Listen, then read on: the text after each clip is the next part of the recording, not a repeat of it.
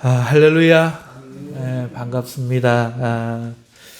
11월 첫 주에 오늘 이렇게 또 만나서 반갑습니다. 더욱이 오늘은 저희들 그동안 로마서 강해를 마치고 제 마음에는 적어도 몇 주는 주제 설교를 몇 가지 제목 가지고 하고 싶은 마음이 없지 않아 있었습니다만은 하나님께서 또 사도행전으로 강해를 하도록 인도해 주셔서 오늘 사도행전의 말씀으로 이제 첫 강해를 시작합니다. 이 사도행전은요,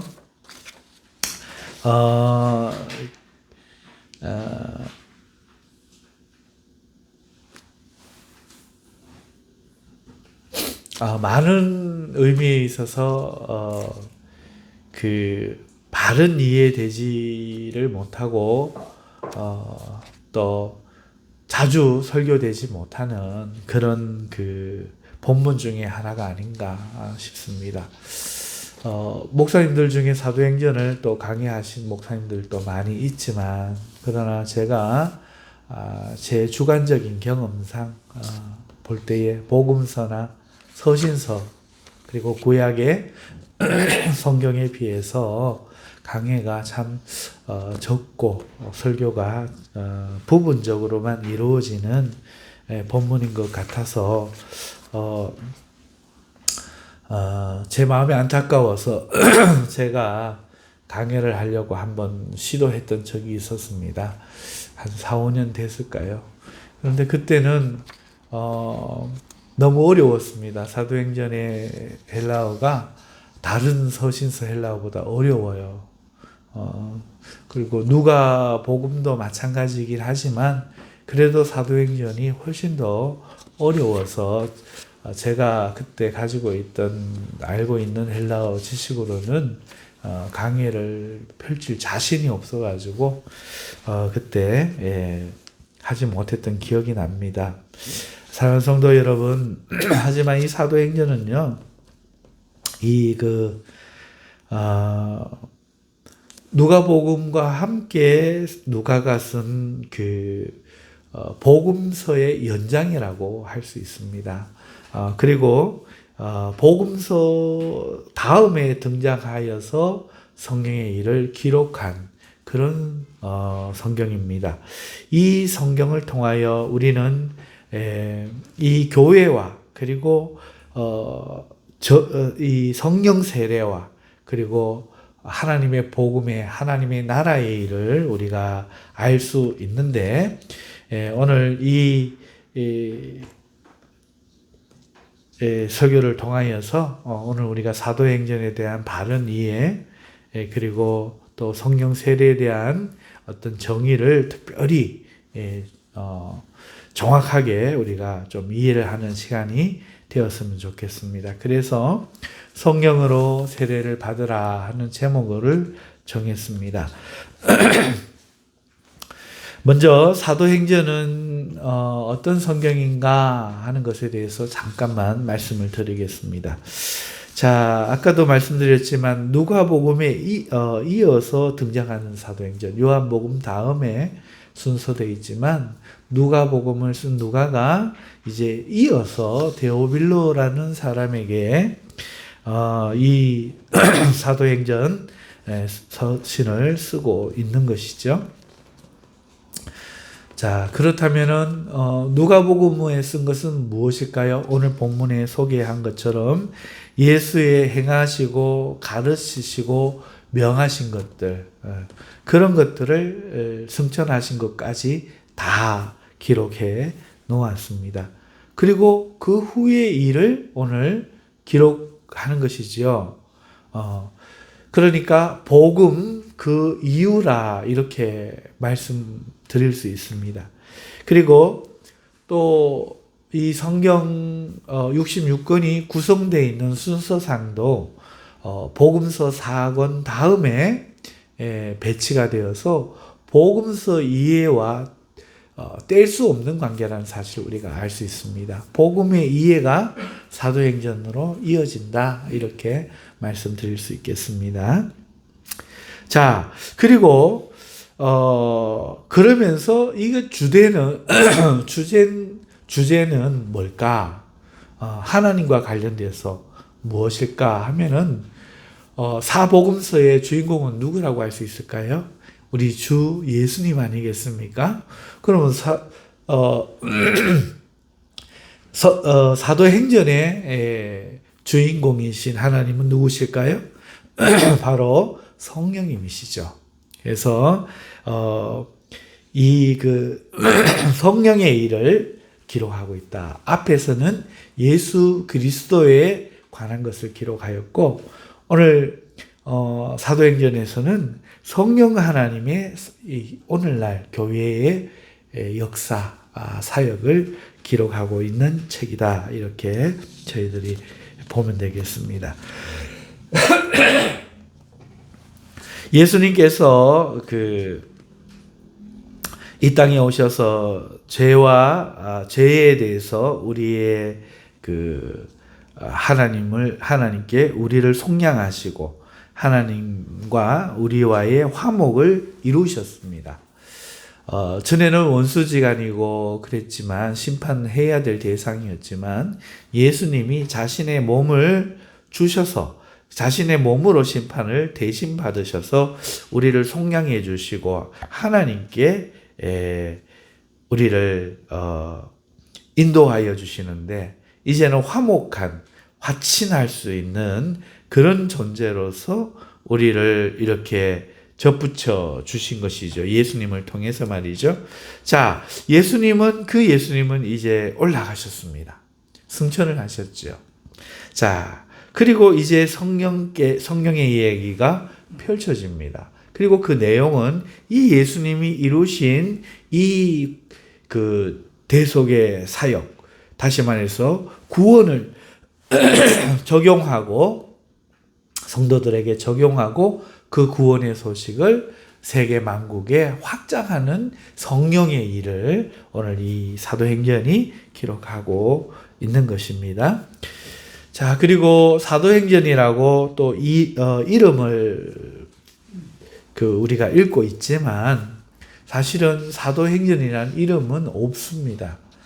이것은 성경이 아닙니다. 누가복음, 사도행전, 요한복음, 요한계시록 이런 것들은요, 성경이 아닙니다. 성경의 저자가 제목을 붙여서 성령의 감동으로 붙인 제목이 아니고 책장수가 붙인 이름입니다. 성경책을 팔던 책장수, 그리고 이 성경이 이제 누군가에 의해서 이렇게 불려지기 시작했던 그 이름을 전통대로 그냥 붙여 놨을 뿐입니다. 자, 그런데 우리는 이 책의 이름을 사도행전이라 하지만 사실 보면 사도의 얘기는 별로 안 나와요. 주로 사도하면 베드로와 바울의 전도 여행 이야기가, 전도했던 이야기가 주된 이야기죠. 나머지 사도들은 잘 나오지가 않습니다. 오히려 사도가 아닌 사람들, 예를 들어서 스데반, 심지어 그 스데반의 설교 굉장히 길게 기록되어 있죠. 그리고 빌립, 아볼로, 브리스길라, 아굴라, 그리고 디모데, 이런 이야기들이 사도들의 이야기보다 훨씬 더 많아요.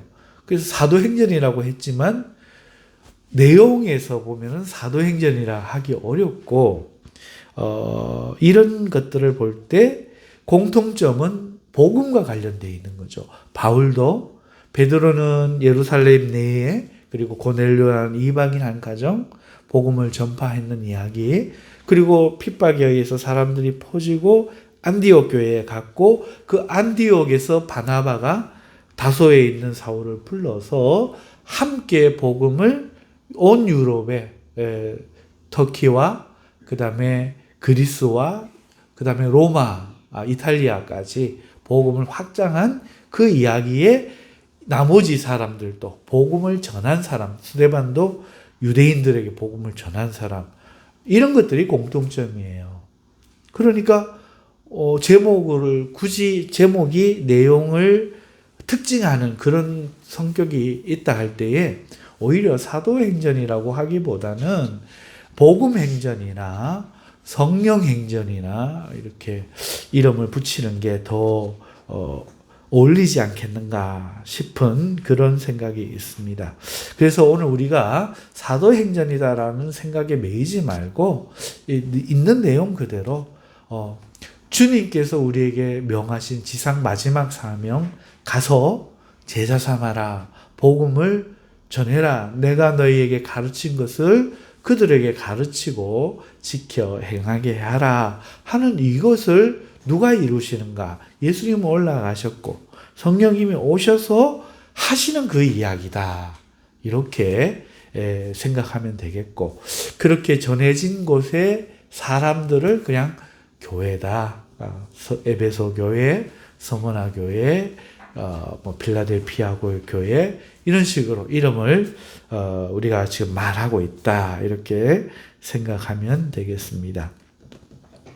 그리고 이 사도행전은요, 그렇기 때문에 8절에 오늘 기록된 대로 예수님께서 명하신 그 일, 그 일에 이루어진 이야기다, 이렇게 우리가 볼 수 있겠습니다. 그러니까 하나님, 역사하시는 하나님으로 볼 때는 성령의 사역 이야기, 그 다음에 우리 입장에서 볼 때는 교회의 형성의 이야기, 그 다음에 등장하는 인물들의 공통점을 볼 때는 복음 전도, 복음 전파의 이야기, 이런 이야기들이다. 그리고 마지막으로 이 일은 주님이 모든 것을 이루시고 우리에게 주신 다음에 부탁하신 그 부탁을 주님의 이름으로 오신 성령님이 이루신 성령님의 이야기다. 이렇게 우리가 생각하면 좋겠습니다. 자, 사도행전이 무엇인가를 우리가 조금 살펴보았습니다. 그러면 이제 성령으로 세례를 받으라 한 주제에 좀 더 접근하여서 그러면 성령 세례란 무엇인가 우리가 좀 살펴봐야겠습니다. 예수님께서요, 오늘 누가에 의하면 부활하시고 친히 살아 계심을 그 제자들에게 40일 동안 계시면서 나타나시면서, 늘 함께 계신 것은 아니시고요, 나타나시면서 그들에게 자신이 살아 계심을 보이시고, 그리고 중요한 한 가지 일을 했습니다. 바로 하나님 나라의 일을 말씀하셨어요. 다른 그 어떤 것이 아니라 하나님 나라의 일을 말씀하셨습니다. 그리고는 이런 부탁을 4절과 5절에 하셨죠. 너희가 예루살렘을 떠나지 말고 내가 너희에게 말한 것, 아버지께서 약속하신 그것, 바로 성령을 기다려라, 이렇게 말씀하십니다. 그리고는 요한은 물로 너희에게 세례를 베풀었으나 너희는 몇 날이 되지 못해서 성령으로 세례를 받게 되리라, 이렇게 말씀하셨지요. 자, 그리고 이 성령 세례를 받은 사람들이 권능을 받고 세상 끝까지 이르러 증인이 된다, 이렇게 말씀을 하셨어요. 그래서 성령 세례와 이 복음을 전하는 것과 관련이 있고, 그죠? 그 다음에 이 성령 세례와 또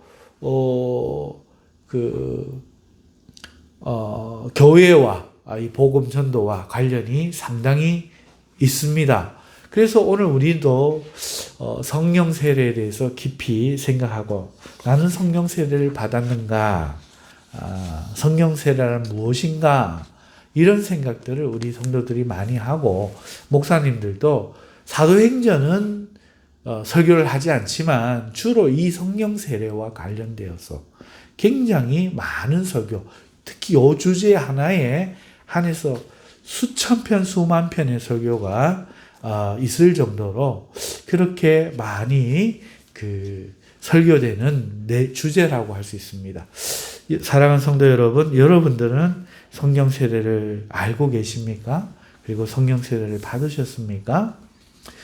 여기에 대한 확실한 이해가 오늘 있으시기를 주님의 이름으로 축원합니다. 자, 그러면 먼저 여러분들은 성령 세례를 뭐라고 생각했어요? 일반적으로 성령 세례에 대해서 이게 성령 세례라 생각하는 것들 몇 가지를 제가 먼저 말씀을 드리겠습니다. 아마 여러분들도 잘하면 그 속에 다 들어가시지 싶은데요. 첫 번째는 성령 세례는 성령을 받는 거다. 이렇게 좀 더 신학적으로 생각하는 사람들이 있습니다. 성령을 받는 거, 이게 성령 세례다. 이렇게 생각하는 것이죠. 아멘 믿으십니까? 그렇게 생각하십니까? 여러분 여기에 해당하십니까? 자, 근데 성령을 받는 걸 성령 세례라고 하면은 조금 이상한 게 있어요. 요한복음 요거를 이 성경 읽기 바로 앞장이 요한복음이잖아요. 그리고 그 요한복음 20장에 보면은 바로 끝나기 앞에 보면은 예수님이 이 말씀을 하시고 제자들 그들을 향하사 숨을 내쉬며 이르시되 성령을 받으라 하셨습니다. 어떻게 해요? 이렇게 하신 거죠. 그대로 성령을 받으라 이렇게 하신 거죠. 성령을 받아야 된다 하신 게 아니라는 거 우리가 알아야 되겠죠. 그리고 예수님의 행위 숨을 내쉬면서 이게 그냥 쇼가 아니라는 것을 우리가 생각해야 되겠죠. 그러면 진실하신 예수님께서 진실로 말씀하시면서 숨을 내뱉으시면서 성령 받으라는 그 말씀은 상징적인 말씀일까요? 실제적인 말씀일까요? 그렇죠. 실제적인 말씀입니다. 실제로 예수님은 성령을 그때 나누어 주신 것이죠. 뿐만 아니라 히브리서에 가면은 구약의 선지자들이 예수 그리스도 하나님의 아들에 관하여 자기 마음에 계신 성령으로 그 예수가 누구일까 상고했다는 내용이 나와요. 그들은 성령을 어떻게 받았죠? 그죠? 자, 그러니까 구약에도 내주하시는 성령이 계셨고 예수님께서는 요한복음에서 숨을 내쉬면서 성령을 받아라 말씀하셨기 때문에 그렇다면 이미 성령 세례를 제자들은 받은 겁니다. 성령을 받는 걸 성령 세례다 하면 이 성령 받는 거와 성령 세례가 다르다는 것을 우리는 알아야 되죠. 첫 번째 생각해야 되는 것은 같은 게 아니구나. 그렇다면 상반되는 이야기들이 너무 많아진다. 너무 많아진다. 이렇게 우리가 생각할 수 있습니다. 그래서 성령을 받는 것과 성령 세례가 연관은 있지만 정확하게 그것 자체는 아니다. 예. 그래서 성령을 받는 것은 성령을 받는 것이고 그 성령에 의해 성령 세례는 또 따로 있다. 이렇게 우리가 생각해야 됩니다. 자, 그래서 어떤 사람들은 성령 받는 것 외에 이 성령 세례를 이렇게 생각합니다. 성령 세례는 성령을 체험하는 것이다. 네. 성령을 체험하는 것이다. 그래서 이 성령을 받을 때에 어떤 체험이 있어야 된다. 성령 받는 것과 체험을 같이 생각하는 거죠.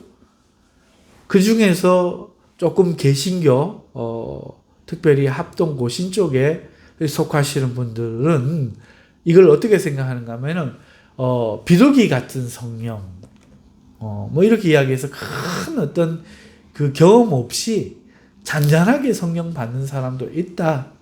이렇게 말을 하고, 오순절 교단에 있는 사람들은, 그보다는 더 뜨겁게, 분명하게 알 수 있는 증거로, 특별히 방언이라는 증거로 이렇게 나타난다.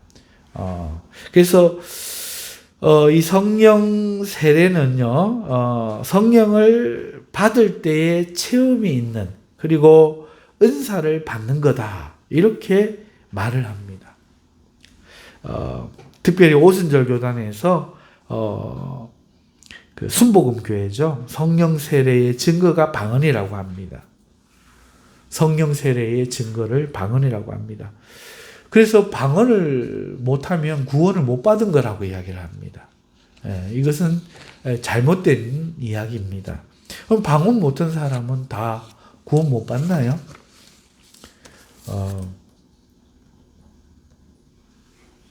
그러면은요, 그 말대로라면은 예수님을 믿으면 구원받는 게 맞습니까? 아니면 방언을 해야 구원받는 게 맞습니까?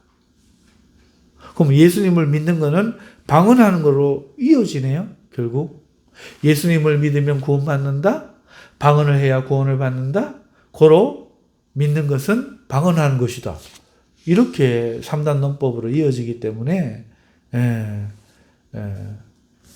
이거는 절대로 이치상으로도 언어과학적으로도 말이 되지 않는 그런 얘기죠. 그래서 방언은 상관이 없다. 구원과 상관이 없다. 그러면 성령 세례는 방언은 은사의 하나일 뿐이고 성령 세례는 또 성령을 체험하는 것과는 다른 거다. 성령을 말씀 가운데 잔잔하게 받은 사람도 자신이 성령을 받았음을 확신하는 사람들이 있다는 거죠. 그리고 뜨겁게 받는 사람도 성령을 받았음을 알 수 있는 것이죠. 그래서 성령을 받을 때에 나타나는 그 감각이나 영적인 어떤 감각, 체험, 이런 것은 그냥 앞에서 이야기한 성령을 받을 때에 본인의 민감성에 따라 아니면 하나님의 역사에 따라 느끼는 정도이지 성령의 세례가 아니다. 이 말씀을 드립니다. 따라서 방언의 은사는 더더욱 성령 세례의 증거가 아니다. 이 말씀을 드립니다. 자, 두 가지 말씀을 드렸습니다. 성령을 받는 것. 성령을 받는 것은 성령 세례가 아니다. 이거는 성경이 너무 모순된다. 그 다음에 성령을 받을 때에 체험되게 받거나 어떤 은사를 받는 것이 증거가 된다 하는 것도 바르지 않다. 성령 세례는 그와 다르다. 말씀을 드렸습니다. 자, 그리고 어떤 사람들은요, 8절을 근거해가지고 성령 세례는 그런 게 아니고 누구나 성령은 받지만 성령 세례를 받아야 권능이 생겨가지고 사마리아 유대 땅끝까지 이르러 증인이 될 수 있다. 성령 세례는 그렇기 때문에 권능을 받는 거다. 여러분 이런 설교 많이 들어보셨죠? 성령 세례는 권능을 받는 거다. 그러니까 보통 예수님을 믿을 때는 성령으로 아니하고는 예수를 주라 고백할 수 없으니까 이미 받은 거예요. 받았는데 일을 못하는 거지. 자기의 구원과 관련되어서 하나님의 진리의 말씀을 진리의 영이 조명해서 깨닫고 자기가 예수를 주로 고백하는 이 선에서 내주하시는 성령은 누구나 받고, 그러나 일할 때에는 하나님이 성령 세례를 통해서 권능을 주십니다. 그래서 여러분 힘 있는 기독교인, 힘 없는 기독교인이 아니라 힘 있는 기독교인으로 살고 성경에 나오는 이 사도들처럼 살기 위해서는 성령의 세례를 받아야 된다. 권능을 받아야 된다. 이렇게 해서 권능 받으라! 이래가지고 날개 박수부터 시작해가지고 찬송을 그렇게 부르면 안 됩니다. 손뼉을 그렇게 치면 안 됩니다. 기도를 목으로 하면 안 되고 배로부터 힘을 꽉 주고 해야 됩니다. 그냥 이렇게 하면 안 되고 소나무 뿌리를 뽑을 기세로 애쓰고 수고하면서 금식하면서 그렇게 해야 성령 세례 곧 권능을 받을 수 있습니다. 여러분 지금까지 이야기한 거 안에 거의 대부분 들어가실걸요. 여러분이 생각하시는 성령 세례도. 자, 그렇지만 이거 아닙니다. 성령 세례는 모든 그리스도인이 받는 겁니다. 앞에 왜 그렇습니까? 앞에 이미 이야기했지 않습니까? 복음에 대해서 이야기했잖아요. 복음은 예수 그리스도가 이루신 이야기입니다. 그리고 그 일의 제자 삼는 일에 예수 그리스도께서 명령을 주시고 올라가시고 성령을 보면서 이 복음을 적용하는 일이거든요. 그리고 그들은 또 제자를 삼아야 되거든요.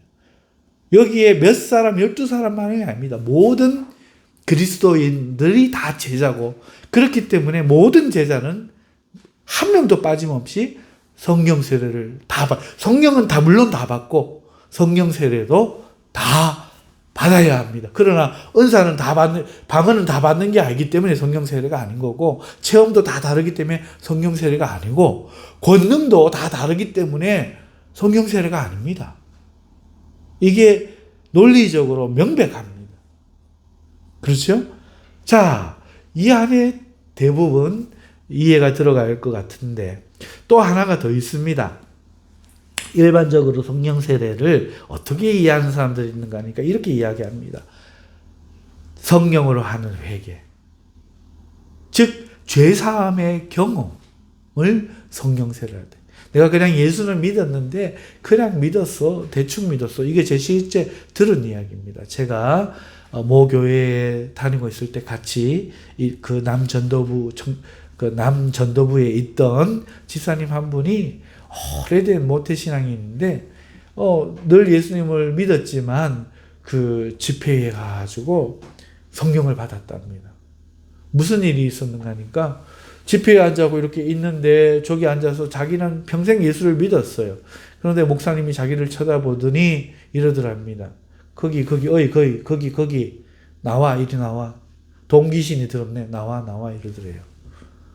그래가지고 깜짝 놀라갖고 이게 무슨 소린가. 그렇다고 그 많은 사람들이 있는 데서 대들 수도 없고 그래갖고 나와 그래갖고 나갔대요. 그러니까 자기 앞에 오더래요. 야 귀신아 나와 이러더래요. 돈이 줄줄 새는구만. 귀신이야 나와 이러더래요. 이게 뭔 소린가 하고 있는데 갑자기 속이 막 뒤집어지더랍니다. 속이.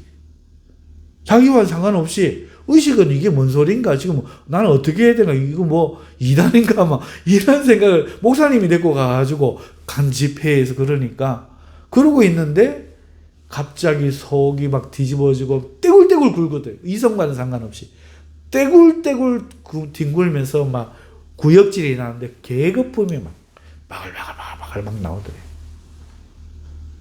너무너무 놀라운 경험이 돼요. 그리고는 누군가는 헛구역질을 꽥꽥 그렇게 몇 번을 했는데 더 놀라운 거는 그 이후에 자기가 완전히 바뀌었다는 거예요.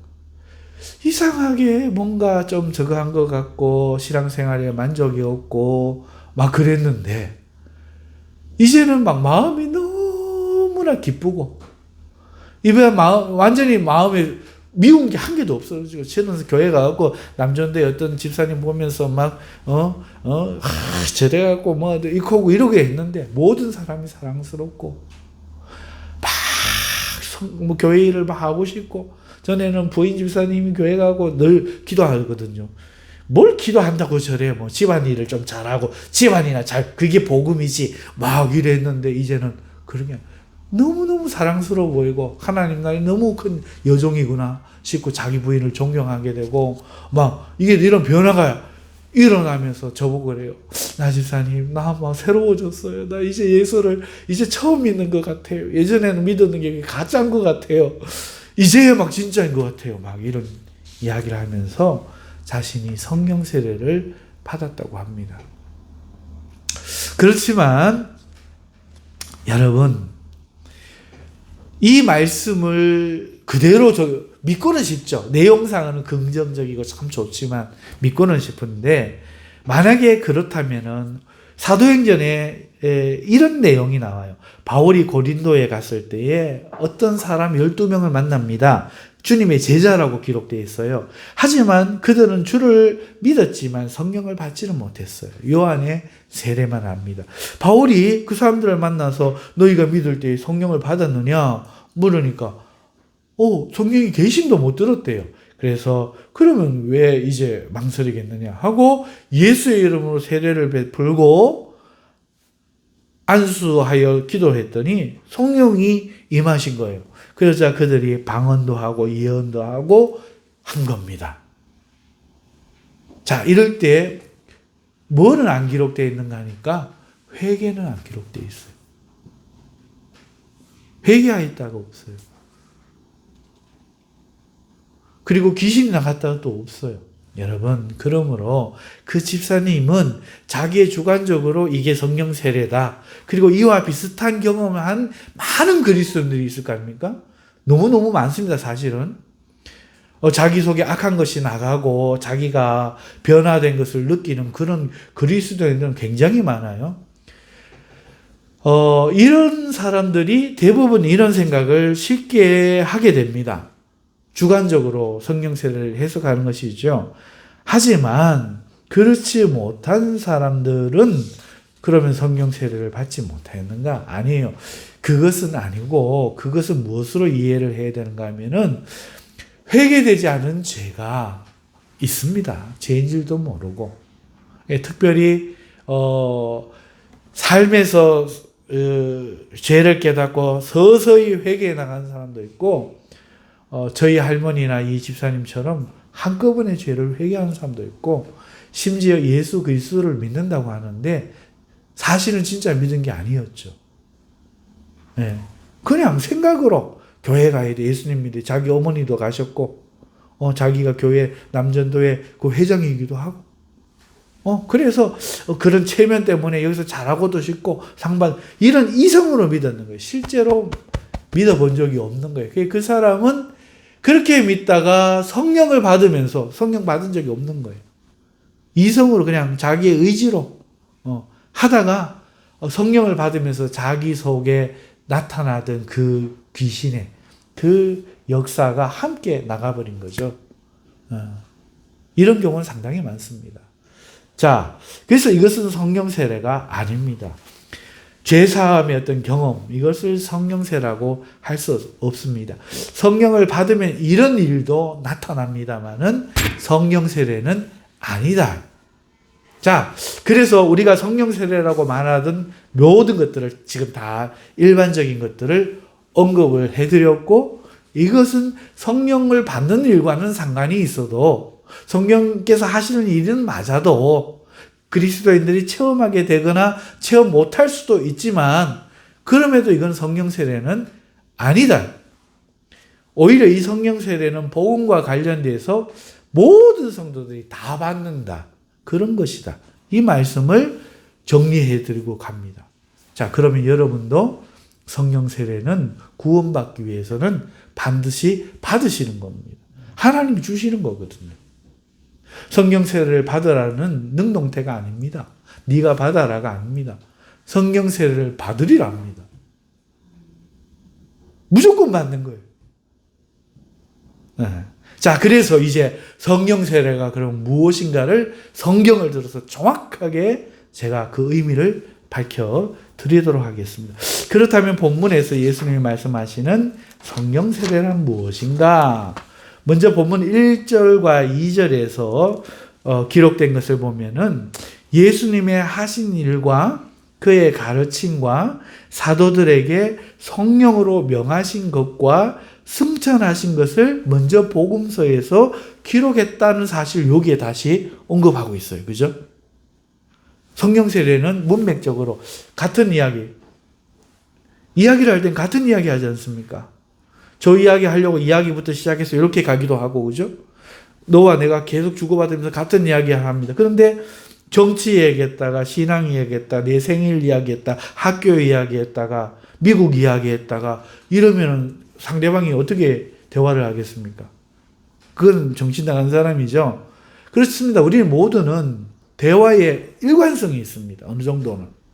그렇죠. 그래서 가까운 근접 문맥은 다 일관성이 있는 겁니다. 그렇죠? 그러면은 이 언어과학적으로 봐도 1, 2절의 말씀이 어떻게 3, 4절의 말씀과 다른 말씀일 수 있습니까? 그래요, 안 그래요? 이건 당연한 거죠. 네, 성령님이 정신병자도 아니고 이 누가는 의사입니다. 적어도 과학자입니다. 언어에 탁월한 사람, 제가 헬라어로 보기가 어려울 정도로 그 진짜 고급 헬라어를 다 사용하여 이 본문을 썼습니다.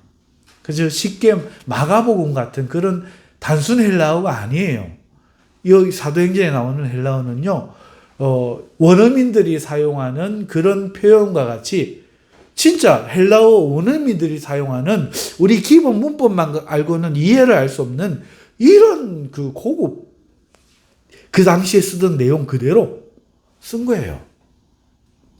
자, 그런 사람이 1, 2절과 불과 3, 4절에 있는 말씀을 다른 일관성 없이 이 이야기 했다가 저 이야기 했다가 이런다고 볼 수 없다면 적어도 성령 세례는 예수님이 하신 일과 그의 가르친 것과 사도들에게 성령으로 명하신 것과 내가 올라가서 성령을 보내겠다 하는 일과 관련이 있을 수밖에 없죠.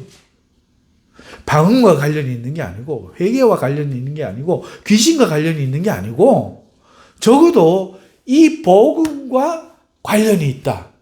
이것이 우리가 첫 번째 도출할 수 있는 하나의 그 작은 소결론이죠. 그리고 3절에서 5절에 다시 그 이야기를 또 합니다. 반복을 하고 있어요. 예수님이 행하시고 뭐 어떻게 하고 이렇게 했다라고 해놔놓고는 3절에서 5절까지 보면 예수님이 부활하셨다. 그리고 40일간 제자들에게 나타나셨다. 그리고 하나님 나라의 일에 말씀하셨다. 이렇게 다시 한번 언급하는 거죠. 그죠? 그렇다는 것은 뭐죠? 그렇습니다. 이 말씀 속에 있는 내용, 예수님의 가르치신 것이 무엇이냐 하는 것을 드러내고 싶은 거예요. 이 누가가. 예수님의 가르치신 건 뭔가? 하나님의 나라예요. 그가 친히 살아계심을 나타내시면서 며칠 동안 40일 동안이나 그들에게 보이시면서 안부하시고 사교하시고 교제하신 것이 아니라 뭐 하셨다? 하나님의 나라의 일을 말씀하시니라. 가르치시니라. 그러니까 문맥적으로 보면은 1, 2절에 예수님의 일은 뭐와 연결되는가 하니까 성령 세례와 연결되는데, 성령 세례와 이야기되는데, 이 1, 2절의 이야기가 3, 3절의 이야기와 같다면 그 3절은 바로 하나님 나라라는 것이 그 주제였다는 거죠. 예수님의 복음이. 그렇죠? 자, 여러분 정리가 됩니까? 예수님의 사복음서와 누가복음서에 기록되어 있는 건 전부 복음입니다. 복음은 뭡니까? 예수님이 우리를 위하여 이 땅에 오셔서 우리를 구원하신다. 단순하게만 보면 그거지만 예수님 오셔서 뭘 하셨습니까? 회개하라. 천국이 뭐예요? 하늘, 국, 나라고 하늘 나라. 하나님의 나라.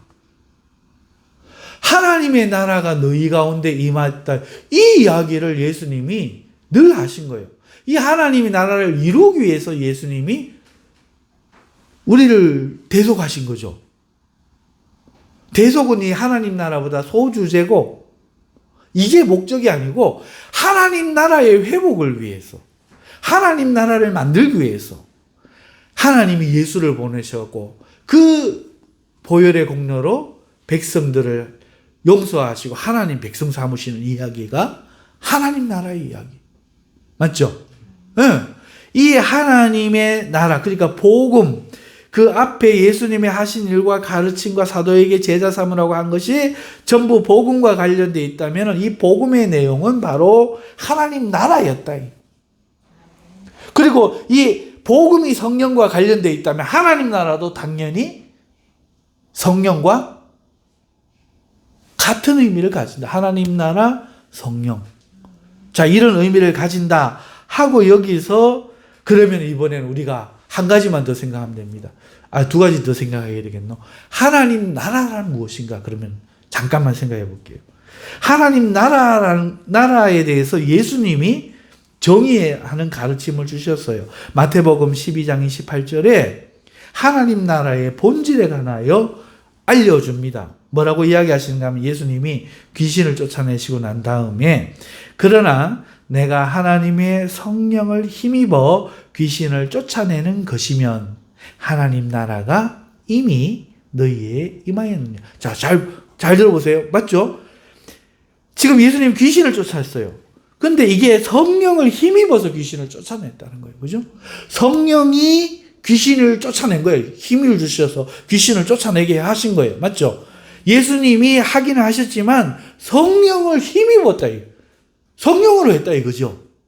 그죠? 그러면 이 성령으로 쫓아냈다면 이 성령이 했다는 일 자체가 의미하는 것은 하나님 나라가 이미 너에게 임한 것이다. 성령 이꼬로 하나님 나라. 복음 이꼬로 성령. 성령 이꼬로 하나님 나라. 하나님 나라 이꼬로 복음. 논리적으로 정확합니다. 모순이 한 개도 없습니다. 하나님 나라의 일이기 때문에 하나님 나라의 일의 주체이신 성령이 오셔서 그 사람 귀신도 쫓아내고 거품도 물게 하고 낫게 하고 어떤 사람 회개할 사람 회개케 하고 막 이렇게 하시는 거지. 성령 세례가 그런 건 아니야. 성령 세례는 다른 거죠. 지금 성령 세례가 하나님 나라라는 단어와 연결되고 있음을 느끼십니까? 지금 그 이야기를 이제 마지막으로 하나 더 합니다. 그렇다면 여러분, 세례란 뭘까요? 세례. 이 세례 가면요, 또 오만 소리 다 합니다. 오늘 이제 시간 너무 많이 가기 때문에 그 이야기는 빼고, 일반적인 얘기는 빼고, 성경에서, 구약에서 세례를 뭐라고 정의했는지를 이야기합시다. 세례는 구약에서부터 등장했으니까. 여러분요, 세례는 성경에 보면 홍해와 관련되어 있어요. 어떻게 관련되어 있습니까? 그것을 고린도전서 12장 3절. 12장 3절에 사도 바울이 이렇게 기록합니다. 말합니다. 그러므로 내가 너희에게 알리노니 하나님의 영으로 말하는 자는 영적인 사람이라는 거죠. 하나님의 영으로 말하는 자는 누구든지 예수를 저주할 자라 하지 아니하고 죄송합니다. 고린도서 10장 1절과 2절부터 먼저 봐야 됩니다. 형제들아 나는 너희가 알지 못하기를 원하지 아니하노니 우리 조상들이 다 구름 아래에 있고 바다 가운데로 지나며 모세에게 속하여 다 구름과 바다에서 세례를 받고. 세례가 뭐죠? 구름과 바다에서 세례를 받았다. 그게 세례다. 우리는 세례 그러면 제일 먼저 생각하는 게 물로 이렇게 뿌리는 거, 그죠? 물 뿌리는 거 세례. 또 어떤 사람은 막 죄가 씻겨 나가는 영적인 세례. 이런 것들을 생각하는데 성경에서 세례라는 것은 모세에게 속하여 세례를 받았다라고 신약에서 바울이 지금 정의하고 있지 않습니까? 그러니까 세례라는 바다 지나간 거야. 그 다음에 광야에 구름은 어디 있었어요? 광야에 있었어요. 구름 아래로 지나간 거야. 이게 세례인 거죠. 자, 그러면 이 바다를 지나갔다. 이게 왜 세례가 되는가? 여러분, 지금부터 이 말씀에 집중하시죠. 왜 바다를 지나갔죠? 이집트에서 출애굽해서 하나님 나라에 가려고 하나님은 그들에게 주시던 약속의 땅, 하나님의 나라로 이 세상 나라에서 종되었던 이스라엘 백성을 하나님이 데리고 가는 길에 어디를 지나가게 하는 거예요?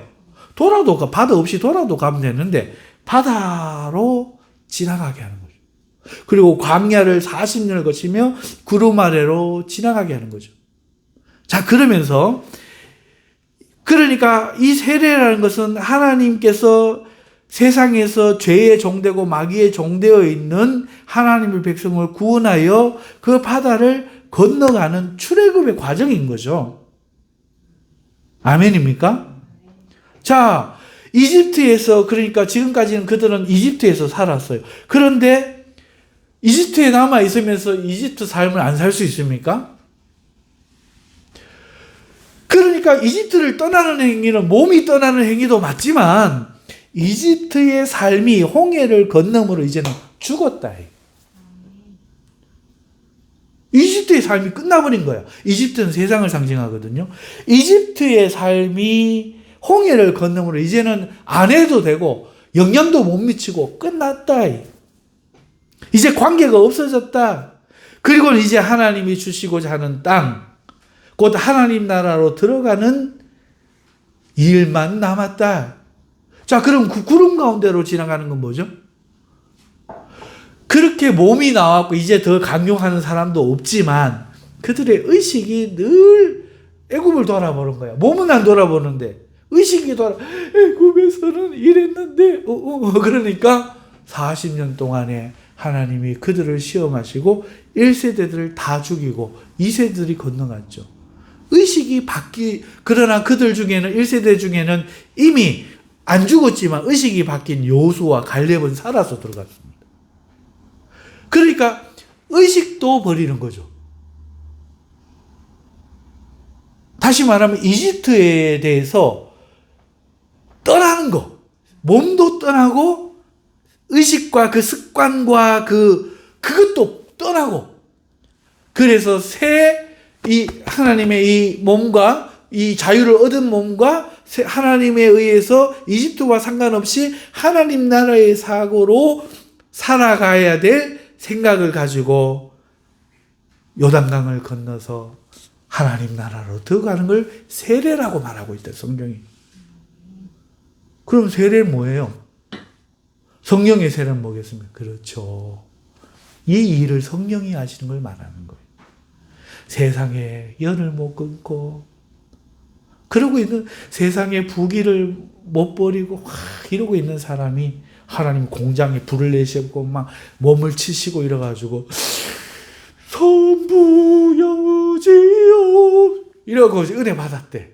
그런데 이게 성령 세례 중에 하나, 홍해를 건너는 거야. 세상의 삶의 소망을 끊어버린 거죠.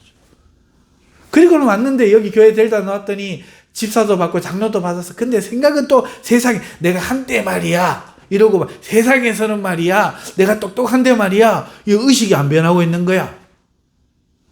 그러니까 평생이 지루한 거야. 40년 동안 바리하게 해가지고 막 이게 아닌가 보다. 예수를 믿고 내가 왜 이 꼴이 됐을까? 예수를 믿는데 기쁨과 능력과 환희와 평안과 감사가 넘치지 못하고 왜 이 꼴이 됐을까? 생각하면서 성령의 이제 시끄럽던 그 영의 입을 딱 다물기 시작하니까 말씀이 들어오거든요. 너가 너를 부인했느냐? 네가 너를 십자가에 못 박았느냐? 그리고 사랑의 예수를 너희가 영접했느냐? 그 사랑에 네가 기뻐하느냐? 그리고 다른 형제를 사랑할 마음을 가졌느냐? 말씀대로 살아갈 네가 생각이 있느냐? 성경을 가르치기 시작하는 거예요. 아, 내가 마귀 새끼였구나. 아, 내 몸은 떠나왔고 이미 교회는 다니고 있었지만, 야, 이게 내 생각이 이거 완전히 목사가 돼갖고도 그대로 였네? 깨달으면서 이제 하나님 말씀에 죽으라 하시면 죽으리라. 요단강에 막 발 집어넣으면 들어가리라. 이 생각으로 바꾸어지면, 그래서 하나님 나라로 들어갈 준비가 되는 거예요. 이게 성령 세례다. 아멘. 그렇기 때문에 모두가 다 받는다. 정확하게 맞아떨어지는 거예요. 왜? 하나님 나라로 들어가려면 성령 세례를 받아야 돼. 그 과정 가운데 어떤 사람은 죄도 회개하고, 어떤 사람은 권세도 받고, 어떤 사람은 복음 전할 능력도 받고, 등등등등등등 나타나도 이거는 그런 현상들이 하나 소주제일 뿐이고, 하나님 나라는 큰 주제와 성령 세례는 관련돼서 하나님이 친히 하시는 은혜의 일이시다. 우리가 하는 게 아니고 은혜의 일이다. 할렐루야. 우리를 구원하기 위해서. 아멘. 모든 사람에게 값없이 베풀어 주신다. 그래서 수동태다. 아멘. 그럼 이제 지금 여러분 이제 자기를 한번 돌아봐요. 내가 성령 세례를 받고 있는지 안 받고 있는지. 세상은 점점 멀어지잖아. 몸도 멀어진 사람이 이제 의식도 이제 바뀌어가고 있잖아요. 그걸 누가 하시겠어요? 나는 안 바뀌려고 끝없이 파도 생각하고 고기도 생각하고 막 온갖 생각을 다 하고 있는데 하나님이 나를 바꾸게, 그런 나를 버리지 않으시는 거라. 할렐루야. 성령 세례 이제 이해되었죠? 그렇습니다. 이렇게 보면은 성경이 명확합니다. 반대되고 모순되고 이런 게 안 나타납니다. 자, 그래서 이제 여러분들에게 권면의 말씀으로 한두 가지 드릴 터인데, 여러분 계속 이걸 알아야 될 거니까요. 이 성령 세례를 받는다는 것은요, 성령에 의해서, 우리가 주관하는 거 아닙니다. 하나님이 은혜로 성령에 의해서 우리의 세상의 삶이 끝나게 만드시는 일인 거예요. 그리고 성령으로 인도받아 인간의 힘으로 건널 수 없는 바다. 우리가 육체 이 땅에서 살면서 이 일을 끝내려고 하니까 안 되잖아, 인간의 힘으로는. 근데 성령은 하실 수 있는 거예요. 부자가 천국에 들어가는 게 낙타가 바늘구멍 들어가 절대로 할 수 없는 일이지만 하나님은 하실 수 있는 거예요. 이야기가 그 얘기인 거예요. 귀 있는 자는 들으시기 바랍니다. 네. 하나님이 홍해 바다를 이스라엘 백성을 건너게 한 것처럼 우리의 인간의 힘으로는 못 건너, 그 바다 밑으로는. 하지만 하나님께서 이 죽음과 같은 그 분리를 세상에서부터 우리를 하나님 나라 쪽으로 옮기신다. 요걸 이야기하는 거예요. 그리고 하나님 나라를 향하여는 이제 옛 삶을 향해서는, 그러니까 옛 삶과 향해서는 죽었고 이제는 새로운 하나님 나라에서의 삶을 향하여는 이제 시작이 된다. 이게 성령 세례, 성령에 의한 세례다 말씀을 드립니다. 자, 그렇다면 예수님을 믿었다면 당연히 우리는 성령 세례를 받는 겁니다. 여러분 받고 있는 겁니다. 하나님이 하시기 때문에 그렇죠. 그러나 성령 세례는 성령과 다르죠. 하지만 예수를 구주로 믿는다는 것은 이미 성령을 받은 것이라고 말합니다. 고린도전서 12장 3절에 아까 제가 잘못 먼저 읽었던 이 말씀을 보면, 그러므로 내가 너에게 알리노니 하나님의 영으로 말하는 자는 누구든지 예수를 저주할 자라 하지 아니하고 또 성령으로 아니하고는 누구든지 예수를 주시라 할 수 없느니라라고 말하고 있잖아요. 그러니까 성령으로 말하니까 주라고 말을 하는 거예요. 자, 그럼 이건 성령 받아서 하는 행위고, 성령 세례라는 것은 이 사람을 육적으로 그 앞에 세상에서부터 단절시키고 의식까지 해서 하나님 나라로, 세상에 대해서는 단절시키고 하나님 나라로 데려가는 성령의 큰 역사를 이야기하는 거예요. 자, 명확하게 이해하셨죠? 우리에게 무슨 일이 벌어지고 있느냐? 바로 이 일이 벌어지는 거예요. 근데 우리는 다른 걸 꿈꾸는 거예요. 복음을 전도하고 어떻게 하고 하지만 우리가 스스로 할 수 없는 그 일, 구원의 일, 바로 끊을래야 끊을 수 없는 그 본능의 일, 세상에서 죽음과 같은 그 기적을 통해서 우리가 세상을 떠나 하나님의 도성으로 가는 그 일을 성령님이 오늘 우리에게 하시는 게 이게 신앙생활인 거예요. 아멘이죠? 예. 이해되신 분은 할렐루야! 아멘! 그렇습니다. 하나님 지금 오늘 이 일을 하고 계시는 겁니다. 내가 하는 게 아니라 알아서 하고 배워서 하고 노력해서 하는 게 아닙니다. 하나님이 그냥 하고 있는 거예요. 모세에서 속해서 우리에게 청사진으로 보여준 것처럼 이제는 성령께 속해서, 다시 말하면 예수께 속해서 하나님에 의해 우리는 지금 가고 있는 겁니다. 아멘이죠? 예. 자, 그렇기 때문에 오늘 우리는 모세를 따라서 속해서 애굽을 떠난 이스라엘처럼 성령님의 인도를 받아, 다시 말하면 진리의 영으로 오신 그 예수님의 인도를 받아 오늘 우리는 주님의 가르침을 들으며 세상을 떠나고 있는 것입니다. 그러므로 오늘 우리도 이 사실을 좀 이해했으면 좋겠습니다. 신앙이란 이 세상을 떠나는 거다. 미련을 버리는 거다. 아멘? 미련을 버리는 거예요. 이 세상에서 잘 먹고 잘 살고, 그래서 그걸 버려야 돼요.